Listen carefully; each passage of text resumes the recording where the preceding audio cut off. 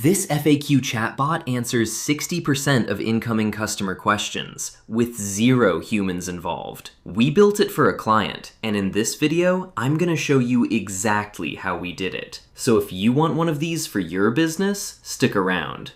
Step 1, and please don't skip this, because you need to figure out the problem you're solving before you touch any tool. Ask yourself, what do you actually want this bot to do, and how should it behave? Do you want it passive, just sitting there waiting for users to come to it? Or do you want it proactive, popping up, asking the user if they need help with anything? By the way, there's no wrong answer, it just depends on your use case. Now we'll set up the knowledge base. For that, go to AI Studio, then Knowledge Base. There, you can add data sources with a URL, text, and even a file. And while the data's being fetched, let's move to the next step. Now this is where you lay out how the conversation actually runs. See how it's all drag and drop? No code. You just select components and configure them. It's that simple. Now for this specific bot, we're gonna use an AI agent block right here. This is where your prompt goes. Step 4, prompting. This is where the actual directives live, the ones that govern how the bot behaves. A good prompt covers these elements: who the bot is, what its job is, the tone it should use, and what it should stick to, so it doesn't go off answering random stuff. And this is important. Add your fallback options here too. So if the bot doesn't know the answer, instead of making something up, it gracefully hands off to a human or points the user somewhere useful. Step 5,